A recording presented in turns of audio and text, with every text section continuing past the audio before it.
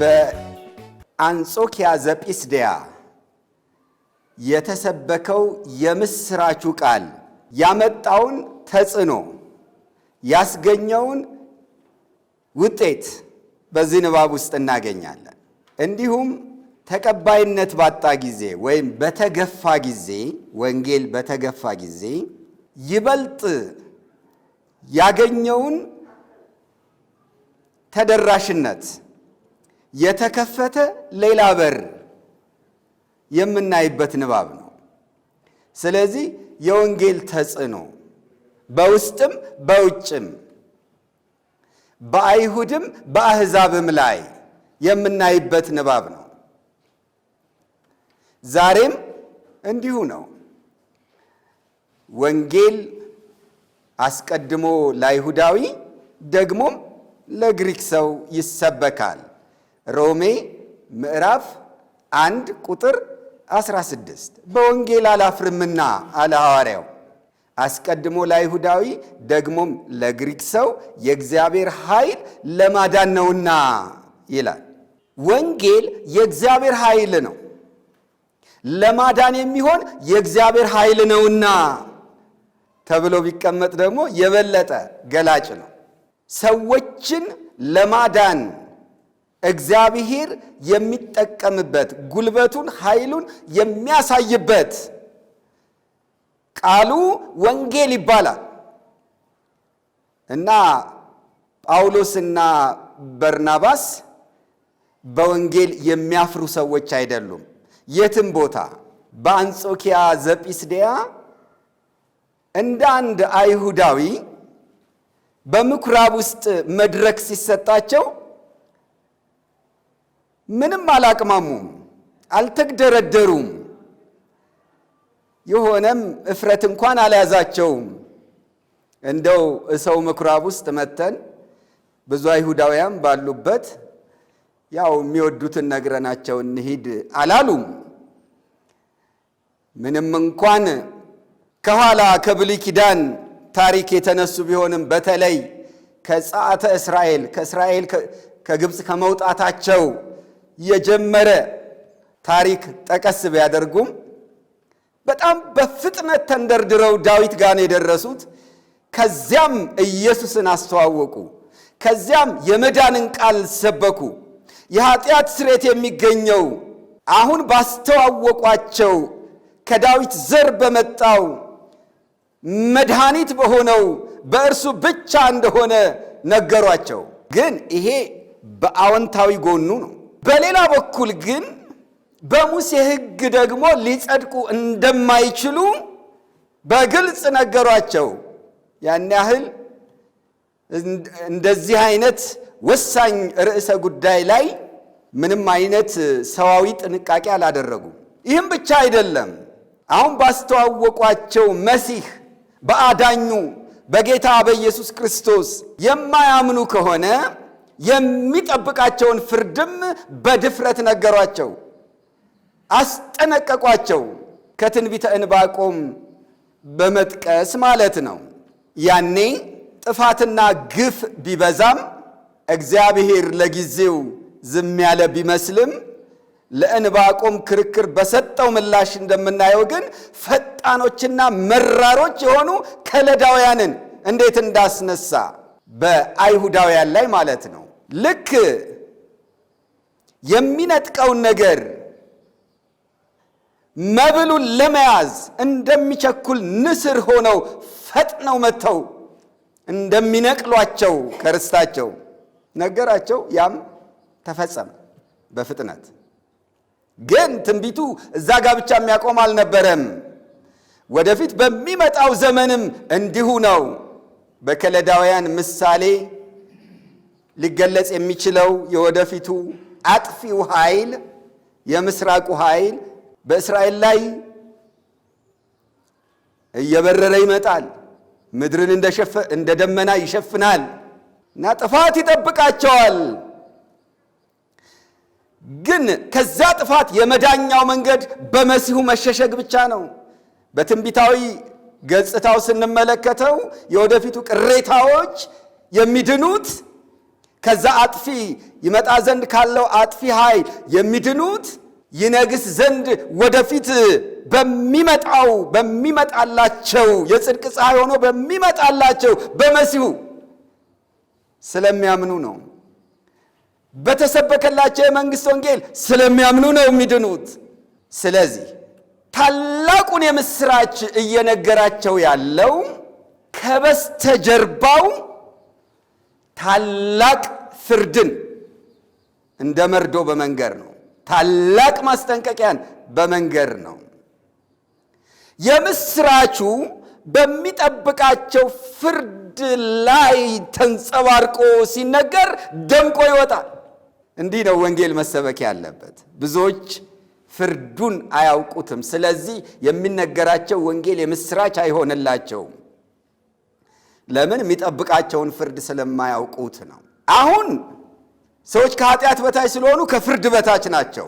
ስለዚህ በኢየሱስ የማያምን በአንዱ በእግዚአብሔር ልጅ ስም ስላላመነ አሁን ተፈርዶበታል። ይሄ መታወቅ አለበት። ግን ይሄ ብቻ አይደለም፣ የሚመጣ ቁጣም አለ።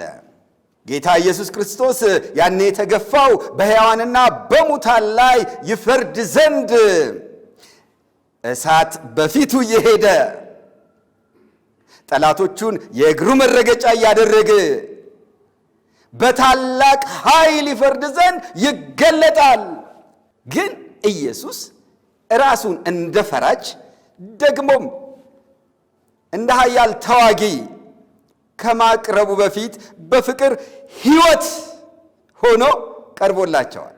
ተስፋቸውን የሚወርሱበት፣ ርስታቸውን የሚወርሱበት መንገድ ሆኖ ቀርቦላቸዋል። ስለዚህ ይሄንን ማስተዋወቅ አለብን። የዛሬውም አገልግሎት ለሁሉም አሁን ሃይማኖት አለኝ በሚል እንደ አይሁዳውያን ስመ ክርስትናን በመያዝ እንዲሁ ዝም ብሎ የተቀመጡ ለመሲሁ ለጌታ ለኢየሱስ ክርስቶስ ልብ የሌላቸው ብዙ ሰዎች በዙሪያችን አሉ። ስለዚህ የማያውቁት ምንድን ነው? ያለ ክርስቶስ መሆን ውጤቱ ምን እንደሆነ አያውቁም። ከባድ ፍርድ እንዳለ አያውቁም። ጥፋት እንዳለ አያውቁም። ይሄንን አስቀድመን ነግረን ግን መፍትሄ አለ እንላለን፣ ግን መዳን አለ እንላለን፣ የመዳን ቃልን እንናገራለን። በዚህ ጊዜ ወንጌሉ ታላቅ ኃይል ይገለጥበታል። የሰውን ልብ የማሸነፍ ኃይሉ ይታያል። እና ምን አይነት ውጤት ተገኘ? ሰዎች በድጋሚ ለመስማት ፍላጎት አሳዩ። የመጀመሪያው ውጤት ይሄ ቁጥር 42 ላይ በዛሬው ንባብ የምናየው በወጡ ጊዜ ይህን ነገር በሚመጣው ሰንበት ይነግሯቸው ዘንድ ለመኗቸው ይላል። እንዲደገምላቸው ፈለጉ። በጣም ኮንሰርኒንግ ነው ማለት ነው። ማለት በዚህ መንገድ አስበውት አያውቁም። መሲሁ በብሉይ ኪዳን መጽሐፍት ተስፋ መሰረት መገለጡን አያውቁም።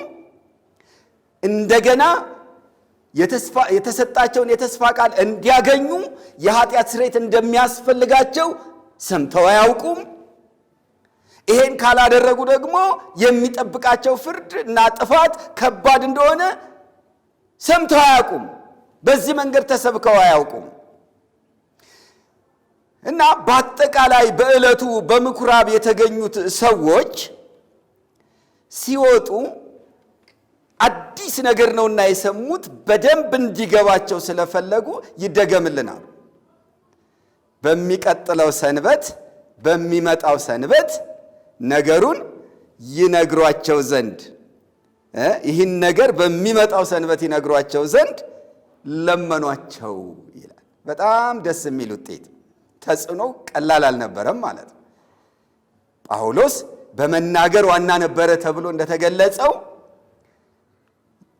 የብሉይ ኪዳን መጽሐፍትን በማጣቀስ ባለፈው ሳምንት እንዳየነው እና በሚገርም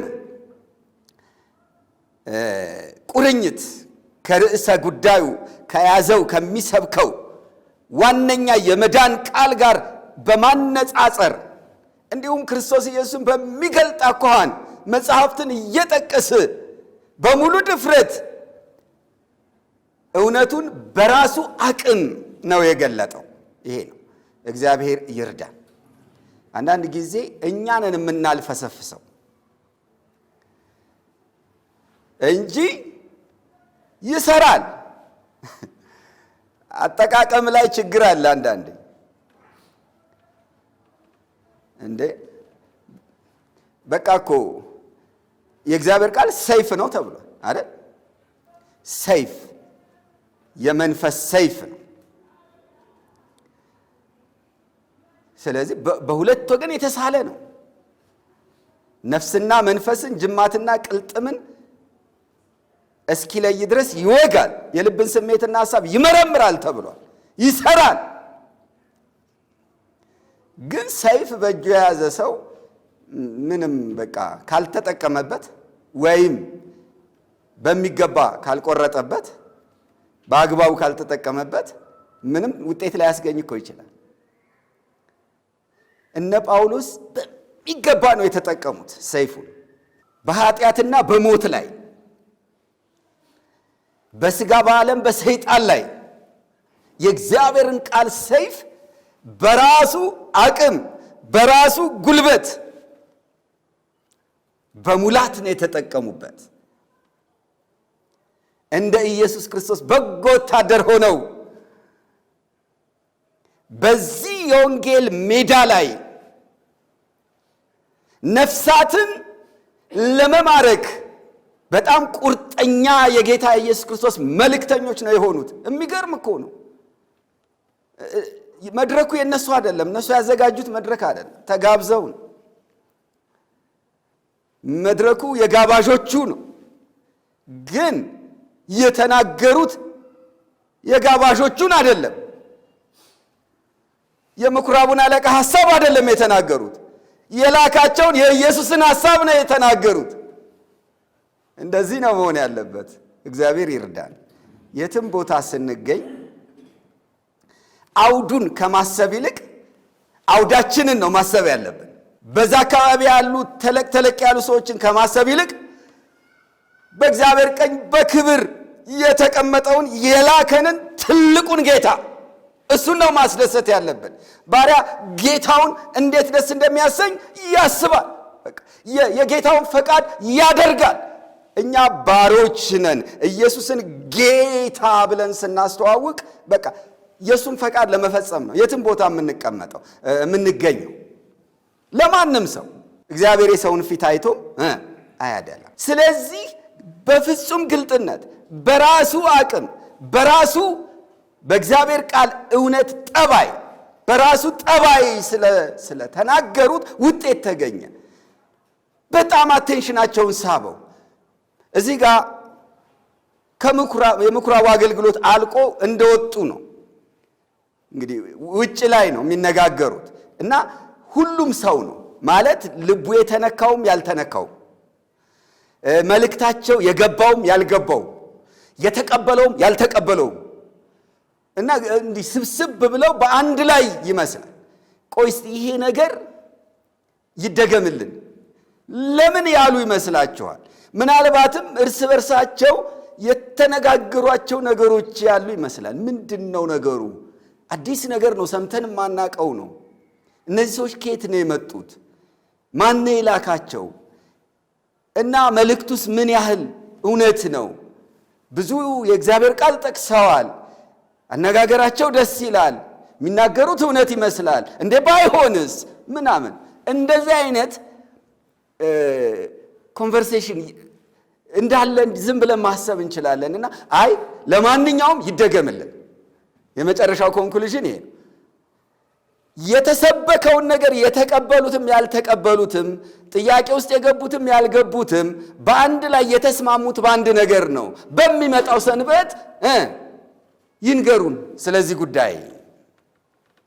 ክብር ለእግዚአብሔር ይሁን። እና ይሄ የሚያሳየው ምንድነው? በወንጌል ስራ ላይ ብቻ አይደለም፣ በምስክርነት አገልግሎታችን ላይ በማንም ፊት የምናምነውን ነገር በሙሉ አቅሙ ዝም ብለን እንናገር።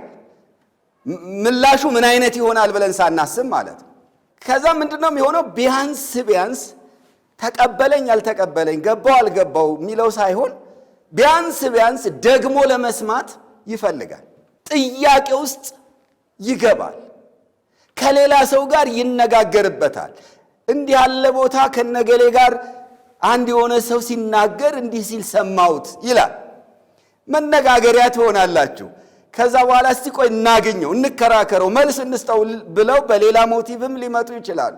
ወይም ደግሞ ደግሞ ምንድነው ያልከው እስቲ ድገምልን ሊባል ይችላል። ተጨማሪ መድረክ ይገኛል። ተጨማሪ እድል ይገኛል።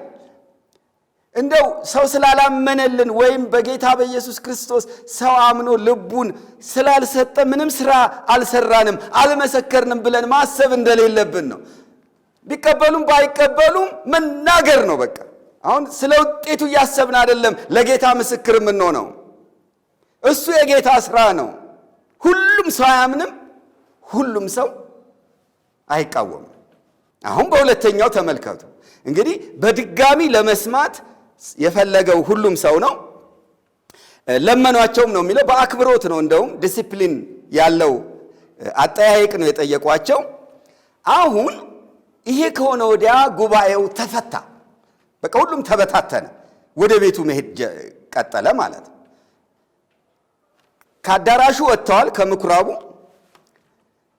በአንድ ላይ ተሰብስበው ይደገምልን አሏቸው። ከዛ በኋላ ተበታተነ። ከተበታተነ በኋላ ጉባኤው ከተፈታ በኋላ ሌሎች ሰዎች ደግሞ ቀሩ። የሚገርም እኮ ነው። ቁጥር 43 ላይ ጉባኤው ከተፈታ በኋላ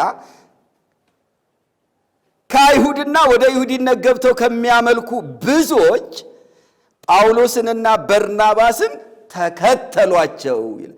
ወደ የቤቱ እኮ እየሄደ ነው ሰው። ስለዚህ ጳውሎስና በርናባስም ወደ ስፍራቸው እየሄዱ ነው።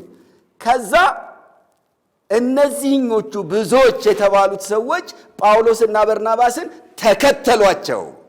ከሌላው ተለይተው፣ ቅድም እኮ ስምምነት አለ፣ አጠቃላይ ስምምነት በሚመጣው ሰንበት ደግማችሁ ንገሩን ተብሏል። ይሄ የሁሉም ነው። ከዛ በኋላ ወደ የቤት ነው መሄድ የሚያስፈልገው አይደል እንዴ? ሁሉም ወደ የቤቱ እየሄደ ነው። ግን እነዚህኞቹ ጳውሎስና በርናባስን ተከተሏቸው። በቃ ለየት ያለ ልብ አላቸው። አየህ፣ ከሌላው በጣም ደስ የሚል ነገር። መጀመሪያ ላይ የሚለን ልብ በሉ፣ ቁጥር 42 ላይ በወጡ ጊዜ ነው የሚለው። ከምኩራቡ በወጡ ጊዜ ሁሉም እንደወጣ ነው። እዚህኛው ላይ ግን ጉባኤው ከተፈታ በኋላ ነው የሚለው። ስለዚህ ሁሉም ነገር አልቆ ሁሉም ወደ የቤቱ ከሄደ በኋላ የቀሩ ሰዎች ተገኙ። ጳውሎስና በርናባስን የተከተሉ ሰዎች ተገኙ። እነዚህም ማንነታቸው ተገልጿል። ከአይሁድ መካከል ከዋናዎቹ አይሁድ ኦሪጂናሊ አይሁድ ከሆኑ ሰዎች ከነሱ እና ወደ ይሁዲነት ገብተው ከሚያመልኩ ብዙዎች። ሁለት አይነት ናቸው። አይሁድ የሚባሉት ያው ሄለናውያን ናቸው። ምን ማለት ነው? በአሕዛብ ሀገር ያሉ አይሁድ፣ በቃ በዘር አይሁድ የሆኑ ግን የሚኖሩት የት ነው? አንጾኪያ ዘጲስዲያ፣ እዛ አሕዛብ ሀገር ነው የሚኖሩት። ወደ ይሁዲነት የገቡት ግን የእስራኤል አምላክ እውነተኛ አምላክ ነው ብለው ያመኑ እና ተገርዘው አይሁድ የሆኑ አሕዛብ ናቸው። ስለዚህ እንዲህ በስጋ ዝርያቸው ከሄድን የግሪክ ሰዎች ናቸው ወይም አሕዛብ ናቸው። ግን ወደ ይሁዲነት ገብተው የአይሁድን እምነት ተቀብለዋል ማለት ነው። የአይሁድን አምላክ የሚያመልኩ አይሁድ የሚመሩባቸውን መጽሐፍት የተቀበሉ ማለት ነው። እንደዚህ አይነት ሰዎች ምኩራብ ውስጥ ነበሩ። ዛሬ ለነሱ የመዳን ቀን እየሆነላቸው ነው። ክብር ለጌታ ይሁን። ከሌላው ሰው እንዲሁ ሳምንት ደግመን ሰምተን ነው ሁሉንም ነገር የምናጣራው የምንወስነው ብሎ ከተለያየው ሰው ተለይተው ዛሬ ተብሎ ሲጠራ ለሳምንት መጠበቅ አልፈለጉም። እነዚህ ሰዎች ቀጠሯል ለሳምንት። ከዛ በኋላ ይሻላል ለመድገም ለማመን ከዛ በኋላ ይሻላል እንደ ሁሉንም አይተን ሰው ሁሉ ምን እንደሚል ከሰማን በኋላ አላሉ። ሌላው ሲበተን እነሱ ጳውሎስና በርናባስን ተከትለው ሄዱ። አምነው እንደሆነ የሚያሳየን ምንድነው? እነርሱም ይላል ጳውሎስና በርናባስ ምን አሏቸው? እነርሱም ሲነግሯቸው ይላል በእግዚአብሔር ጸጋ ጸንተው እንዲኖሩ አስረዷቸው ይላል። አሁን ሰበኳቸው አይደለም፣ አስረዷቸው ነው። ስብከቱ አልቋል፣ ልባቸው ተነክቷል፣ ተከትለዋቸዋል ኦልሬዲ። አሁን ከዚህ በኋላ የሚያስፈልገው መጽናት የሚባል ነገር ነው። ስለዚህ የአሁኑ አገልግሎት የማጽናት አገልግሎት ነው። ሲከተሏቸው እንዲጸኑ ነው። እና በምንድን ነው የሚጸኑት? በእግዚአብሔር ጸጋ ጸንተው እንዲኖሩ አስረዷቸው፣ አብራሩላቸው፣ ተጨማሪ ማብራሪያ ሰጧቸው። ጠጋ ያለው ይሄ ነው። የመንግሥተ ሰማያትን ምስጢር ማወቅ ተሰጥቷቸዋል ነው ለእናንተ። አይኑ ከተከፈተለት ከዛ ይጨመርለታል፣ ላለው ይሰጠዋል፣ ይጨመርለታል፣ ይበዛለትማል። አሁን እነዚህ እግራቸውን ነቅለዋል። ከነበሩበት ነቅለው እነ ጳውሎስ በሚሄዱበት መንገድ ላይ ነው ያሉት። የነ ጳውሎስን ዱካ እየተከተሉ ነው ያሉት። የእነዚህ ሰዎች ነገር እውነት ነው እያሉ ነው። እና በእግዚአብሔር ጸጋ ጸንተው እንዲኖሩ አስረዷቸው። ክብር ለጌታ ይሁን። የሰበኩላቸው የጸጋ ወንጌል ነው። ልብ በሉ። በምንድን ነው የምናውቀው? በቁጥር 37 ላይ እና 38 ስታነቡት በሙሴ ሕግ ትጸድቁበት ዘንድ ከማይቻላችሁ ነው ያሏቸው። በሙሴ ሕግ መጽደቅ አይችሉ። ከማይቻላችሁ ሁሉ ያመነ ሁሉ በእርሱ በኢየሱስ እንዲጸድቅ፣ በራሳችን አይደለም፣ በሕግ ሥራ አይደለም፣ በእርሱ እንዲጸድቅ በእናንተ ዘንድ የታወቀ ይሁን ብለዋቸው ነበረ። ይህን ተቀብለዋል እነዚህ ሰዎች። ስለዚህ ሕግን የሙሴን ሕግና ሥርዓት መጠበቅ እንደማይችሉ ገብቷቸዋል። እና እንዴት ነው የሚዳነው? በጸጋው ነው የሚዳነው፣ በእርሱ ነው የሚዳነው፣ በእርሱ ነው የኃጢአት ስርየት የሚገኘው። አያችሁ፣ ሕግን በመጠበቅ አይደለም። ሕግ የሚጠበቅ ነገር ነው። ነገር ግን ሕግን በመጠበቅ ሳይሆን እርሱን በማመን። እርሱ የተባለው ፐርሰን ነው፣ ማንነት ነው፣ ክርስቶስ ነው። ስለዚህ እርሱ ክርስቶስ ይታመናል፣ ሕግ ግን ይጠበቃል። እና ሕግን መጠበቅ አልተቻለም፣ ክርስቶስን ማመን ግን ይቻላል። ከጸጋው ስር መሆን ማለት ይሄ ነው። በእርሱ ሥራ መጽደቅ፣ መዳን ተገኝቷል። ይሄ ገብቷቸዋል። ግን እንዳያፈገፍጉ ነው። ምክንያቱም እንደገና ወደ ሌሎቹ ሲቀላቀሉ፣ እንደገና ወደ ቀደመ ነገራቸው ሲመለሱ ምን ችግር ይፈጠራል? መፍገምገም ይመጣል። ሊያደናግሯቸው ይችላሉ። ስለዚህ አሁን ያለው ምክር ምንድነው?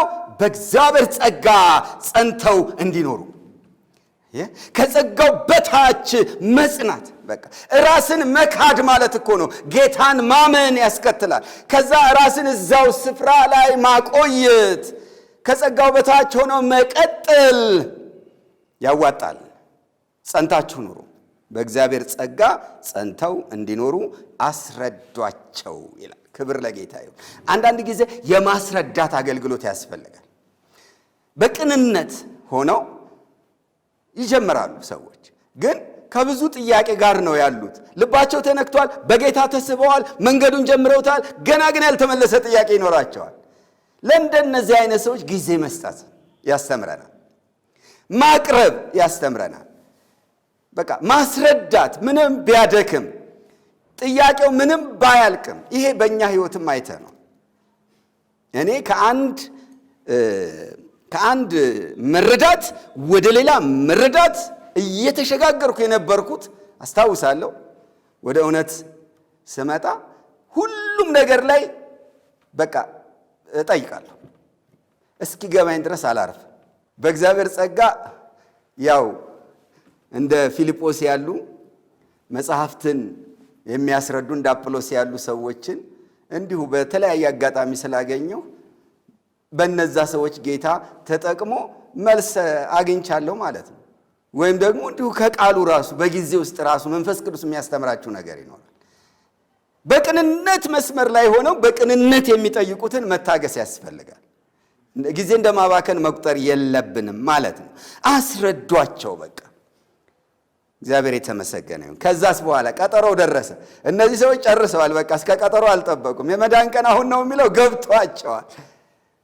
በቃ ጥያቄ ሁሉ ተመልሶላቸዋል። አሁን ጳውሎስና በርናባስ እንደ በፊቱ ከሰው አኳያ እንኳን ብቻቸውን አይደሉም። ያው እግዚአብሔር ሁልጊዜም ከነሱ ጋር ነው። ግን ከሰውም አንጻር ብንሄድ በዚህ በጲስድያ አንጾኪያ ውስጥ ብዙ ከነሱ ጋር የሆነ ብዙ ሰው ነው ያለው። አስቡ፣ ብዙዎች ነው የተባለው። ስለዚህ አሁን የተጠራው የሁለተኛው ሰንበት ትልቅ ጉባኤ ላይ ቢያንስ ከነሱ ጋር የሆኑ ሰዎች አሉ። እነሱ የሚናገሩትን ነገር እነሱን በተራቸው የሚያስረዱ የሚያግዟቸው ሰዎች ባሉበት ሁኔታ ትልቅ ጉባኤ ተፈጠረ ማለት ነው። በሁለተኛው ሰንበት ወሬው ከተማውን አናውጦታል። ምንም አይነት አድቨርታይዝ አልተሰራም። ሲወጡ ውጭ ላይ ደጅ ላይ እንደ ድንገት ነው የተስማሙ። በሚቀጥለው ሳምንት ይደገምልን ተባለ። በቃ ይኸው ነው። ለካ ያ የተበተነው ሰው የተቀበላቸውም ያልተቀበላቸውም በከተማው ወሬውን ነስቶታል። ማውዝ ቱ ማውዝ፣ ከአፍ ወደ አፍ በየጎረቤቱ የሆኑ እንግዶች መጥተዋል። ምኩራብ ውስጥ ባለፈው ሳምንት ሰብከው እንዲህና እንዲያ ብለዋል። አዲስ የምስራች ቃል ይዘው መጥተዋል።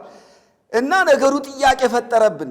እስቲ እንሂድ እንድትመጡም እንዳትቀሩ የተባባሉ ነው የሚመስሉት። ለምን እንደው ታውቃላችሁ?